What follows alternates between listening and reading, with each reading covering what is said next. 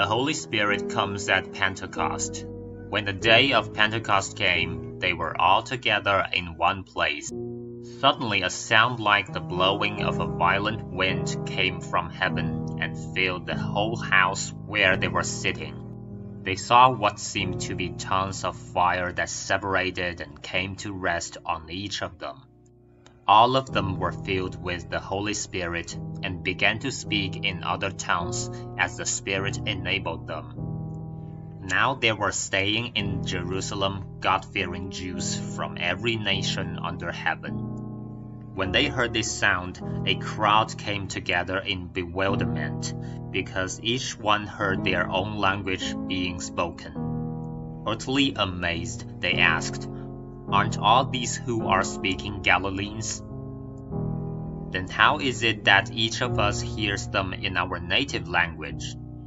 Parthians, Medes, and Elamites, residents of Mesopotamia, Judea and Cappadocia, Pontus and Asia, Phrygia and Pamphylia, Egypt and the parts of Libya near Cyrene, visitors from Rome, both Jews and converts to Judaism, Cretans and Arabs, we hear them declaring the wonders of God in our own tongues.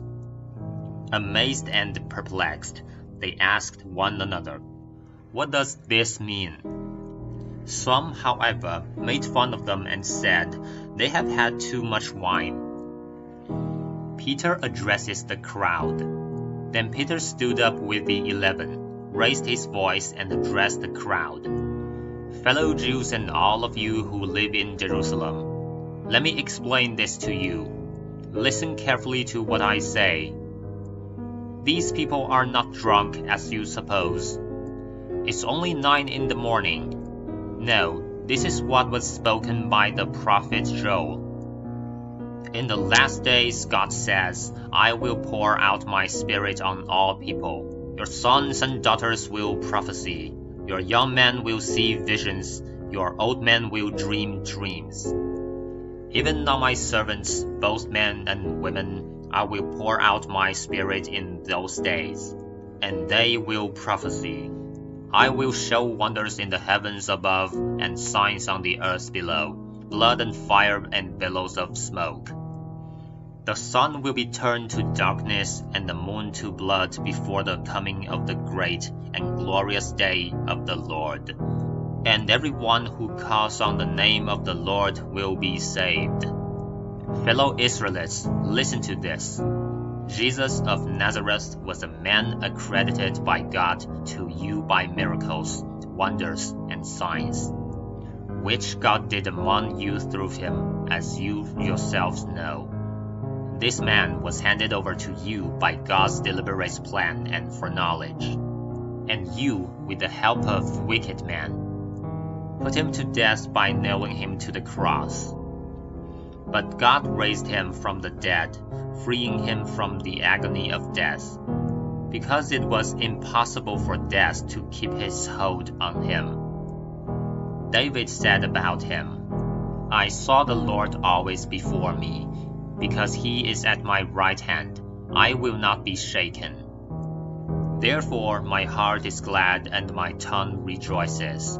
My body also will rest in hope. Because you will not abandon me to the realm of the dead. You will not let your Holy One see decay. You have made known to me the path of life. You will fill me with joy in your presence. Fellow Israelites, I can tell you confidently that the patriarch David died and was buried, and his tomb is here to this day. But he was a prophet and knew that God had promised him on oath that he would place one of his descendants on his throne. Seeing what was to come, he spoke of the resurrection of the Messiah, that he was not abandoned to the realm of the dead, nor did his body see decay. God has raised this Jesus to life, and we are all witnesses of it. Exalted to the right hand of God, he has received from the Father the promised Holy Spirit and has poured out what you now see and hear.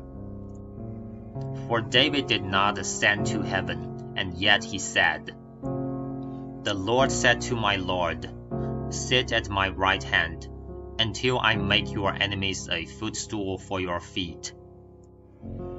Therefore let all Israel be assured of this. God has made this Jesus, whom you crucified, both Lord and Messiah.